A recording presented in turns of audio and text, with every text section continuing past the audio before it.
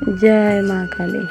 আজকে ভিডিও শুরুতে মা কালীর নাম নিলাম, কারণ মা কালীর মন্দির থেকে আজকে ব্লগটা শুরু করলাম। আর আজকে গিয়েছিলাম কালী মন্দিরে আমার পুজোকে নিয়ে মা কালীর আশীর্বাদ নিতে। তো তারপর ওখানে পুজোটা হয়ে গিয়েছে, সেটা তোমাদের সাথে শেয়ার করা হয়নি, কারণ ব্যস্ততার মধ্যে শেয়ার করতে পারিনি। তো এখানে এবারে ঠাকুরমশাই আমার পুজোটাকে একটু শঙ্কর জল দিয়ে দেবে। যদি হয় না, বাচ্চাদের কোনো দুষ্টু থাকলে সরে যায়। তো খুব কান্না করছিল, তো বললো ওখানে নিচে শুয়ে রাখতে। সামনে যাওয়া যাবে না, কারণ খুব জাগ্রত মা, তো তাই সামনে যাওয়া যায় না। তো নিচে মাকে বললো একটা হাত দিয়ে ধরো। তো শঙ্কর জল দিচ্ছে, দেওয়ার সঙ্গে সঙ্গে খুব কান্না করছিল জুড়ে জুড়ে আমার পুজোটা। তো চলো আজকের ভিডিওটা পুরো তোমরা দেখতে থাকো।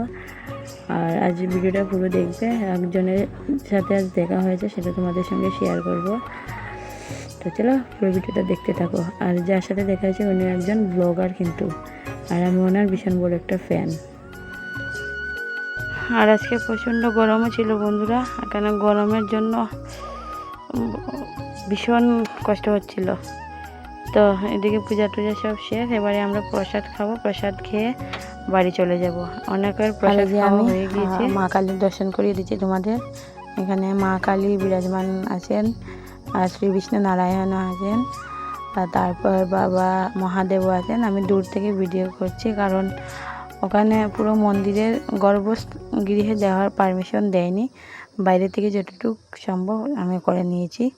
তো খুব জাগ্রত মা, কিন্তু এখানে যার থাকে না কোনো মনস্কামনা, যার পুরো হয়নি, এখানে মনস করলে অবশ্যই মা তাদের মনস্কামনা পূরণ করেন। তো কতটা একদম সত্যি কিন্তু আমি নিজে প্রমাণ পেয়েছি। এখানে সত্যি সত্যি মা জাগ্রত আছেন। এখানে মা কালী নিজে থেকে, তিনি মাটির নিচে থেকে উঠে এসেছেন, শিলা, ঠিক আছে। আর না, এখানে এই মন্দিরটা থেকে মাকে অন্য কোনো জায়গায় সরিয়ে নেওয়া যায় না, মা এখানেই থাকবেন। অনেক বড় করে মন্দির সাইডে বানানো হয়েছে, কিন্তু মাকে এখান থেকে নেওয়া যাচ্ছে না অনেকে বলছে। তো জানি না কতটুকু সত্যি, কিন্তু অনেকেই এরকম কথা বলছে মন্দিরের সবাই। তো চলো বন্ধুরা পুরো ভিডিওটা দেখো। তো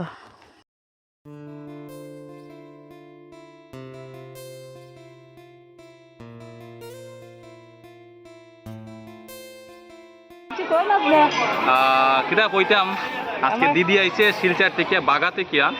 আর বিশেষ করে আমাদের আনন্দপুর কালী মন্দিরের মধ্যে আইছে, আর এখানে আমিও আইছি, যেহেতু মায়ের মন্দির প্রায়ই আই। আর ছোটোখাটো ভিডিও আমি বানাই, আপনার সামনে তুলে ধরি। আর দিদিও কইছে যে নতুন ভিডিও স্টার্ট করছে। তো আমি চাইমু যারা আমার ফ্যান ফলোয়ার যারা আছেন, আপনারা অবশ্যই দিদির পেজটা একবার ঘুরে। আপনার পেজটার নাম কইলেন? অনামিকাস ব্লগ। অনামিকা ব্লগ। আর ফেসবুকে অনামিকাস ব্লগ। আচ্ছা, ফেসবুকের মধ্যে, এবং আরেকটা কি ইনস্টাগ্রাম না ইউটিউব? ইনস্টাগ্রামও অনামিকা। আচ্ছা, ইনস্টাগ্রামে সব জায়গার মধ্যে মানে অনামিকা ব্লগ আছে, আপনারা অবশ্যই সাপোর্ট করবা। কেন না, কারণ মানুষের যদি সাপোর্ট না করে তাহলে কিন্তু মানুষের মনে কিন্তু উৎসাহ বাড়তো না। তাও আমার হাতটা ভাঙা নেই, আমি ভিডিও নতুন হাতটা ভাঙার পরে আমি ভিডিও এই জিনিসটা আমি দেখাই। এই যে দিদির হাতটা কিন্তু এইদিকে ঠিক হয়ে গেছে। হ্যাঁ। আমার বেবি 2 মান্থস যখন বয়স, তখন আমি পা স্লিপ করে গিয়ে পড়ে যাই। আচ্ছা সেলাই আছে এখনো, এটা কমেনি। আচ্ছা, কতদিন হয়েছে এটা? প্রায় 1.5 মাস। 1.5 মাস হয়েছে। আচ্ছা, না এটা ঠিক হয়ে যাবো, চিন্তা করবা না। মেডিসিন ঠিক মতো খাইয়ে যান, এটা আস্তে আস্তে ঠিক হয়ে যাবে। ওকে, ভালো থাকবা সবাই, টাটা।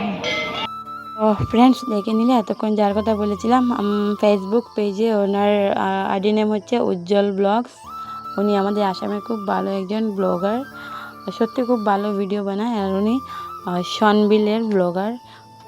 সনবিলের একটা সৌন্দর্য, যেটা আমি আগের দিন তোমাদের সাথে ব্লগে শেয়ার করেছি, সনবিল বা সনবিল পার্ক, আপনারা চাইলে ওনার ব্লগে গিয়েও দেখতে পারেন। খুব সুন্দর ব্লগিং করেন, আর খুব ভালো দাদাটা, খুব ভালো লাগে। আমি ওনার খুব বড় একটা ফ্যান বলতে পারো। আর আমাদের আসামের ব্লগার, ওনাদের সাথে কথা বলে সত্যি একটা আলাদাই ফিলিং হয়।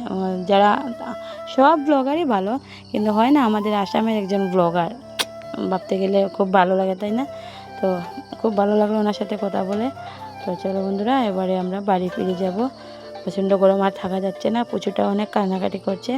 আর বাড়ি গিয়ে তোমাদের সাথে কথা বলতে পারবো কিনা জানি না, সেটা শেয়ার করবো। চলো এবারে চলে যাই বাড়িতে।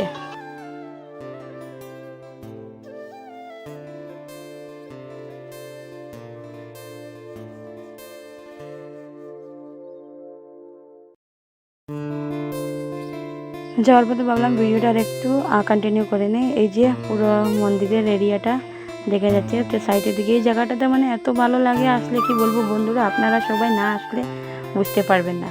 আর এই যে জল দেখতে পাচ্ছেন বিলে, আর যখন ফ্লাড আসে না তখন এই যে গাছগুলো দেখতে পাচ্ছেন বা এই জায়গাটা দেখতে পাচ্ছেন পুরো জলে ভরে যায়, কিন্তু মন্দিরের সিঁড়িটুকু জল যায় কিন্তু মন্দিরের উপরে জলটা পৌঁছায় না।